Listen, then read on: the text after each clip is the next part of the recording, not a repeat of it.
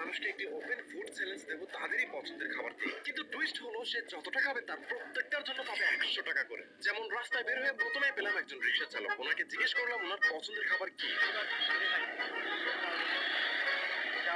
কিন্তু উনি বললেন আমরা তো গরিব মানুষ, আমরা বেশিরভাগ ঝাল খেয়ে অভ্যস্ত। শুনে কি করবো বুঝতে পারছিলাম না, আর আশেপাশে তেমন কিছু না পেয়ে চলে গেলাম একটি ফুচকার দোকানে। তারপর শুরু হলো ফুচকা বানানোর প্রক্রিয়া। বানানো হয়ে গেলে আমি ওনার সামনে ফুচকা রেখে বললাম আপনার যতটা খুশি খান, আরো আসছে এবং আপনি যতটা খাবেন তার প্রত্যেকটার জন্য পাবেন 100 টাকা করে। তারপর তিনি খুব ধীরে সুস্থে খেতে শুরু করলেন।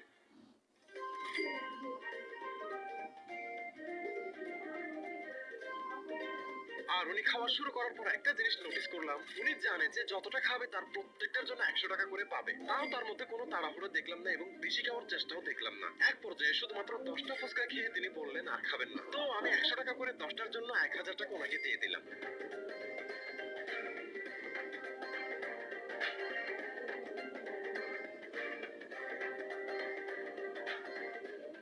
আর যখন আমি ফুচকার বিল দিতে গেলাম তখন একজন এসে বলে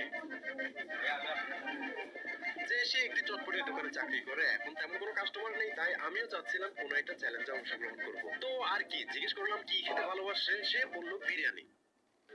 তাই তার জন্য চ্যালেঞ্জ, দেখা যাক কয় প্লেট বিরিয়ানি খেতে পারে। সোজা চলে গেলাম একটি বিরিয়ানির দোকানে, গিয়ে বললাম ছোট করে প্লেট দিতে, কারণ আমি চাচ্ছিলাম না ফুল প্লেট বিরিয়ানি খেতে গিয়ে উনি কষ্ট পান। আর এক প্লেট খেয়ে হার মেনে নিই। আর বিরিয়ানি দেওয়ার পর তিনি প্রথমে খুব কনফিডেন্সের সাথে খেতে শুরু করলেন। আমারও মনে হতে লাগলো যে বেশ অনেক প্লেট খেতে পারবে। প্রথম প্লেট শেষ হলো, তারপর নিলাম দ্বিতীয় প্লেট এবং সেটাও খুব সুন্দর মতো শেষ করে ফেললেন। তবে তৃতীয় প্লেটে গিয়ে ওনার খাবার গতি খুবই উত্তর হয়ে গেল। ভাবলাম হয়তো খেয়ে ফেলবে, তাই আরো বিরিয়ানি দিতে বললাম। কিন্তু তিনি তো সেই তৃতীয় প্লেট শেষ করে বললেন তার পক্ষে আর সম্ভব না। তিনি বললেন যদি সকাল হতো তাহলে নাকি 10 প্লেট খেতে পারতো।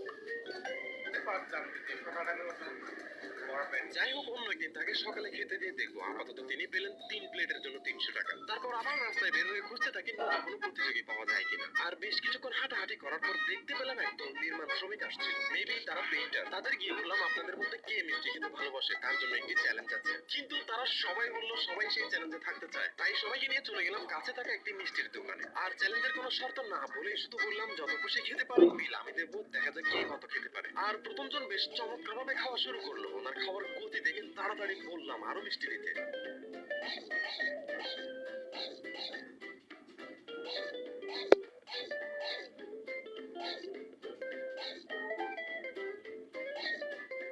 পাশে একের পর এক মিষ্টি খেতে খেতে প্রায় 18টা মিষ্টি খাওয়ার পর বললো আর খাবো না। তারপর অন্য একজন আসলো এবং তিনি ধীরে ধীরে খাওয়া শুরু করলেন। মনে হচ্ছিল তিনি খুব বেশি খেতে পারবেন না, কিন্তু এক পর্যায়ে দেখি তিনিও প্রায় 12টা মিষ্টি খেয়ে ফেললো। বেশ দারুণ তাই না? ওনার পরে আসলো তৃতীয় জন, তিনিও দেখলাম বেশ চমৎকার ভাবে খাওয়া শুরু করলো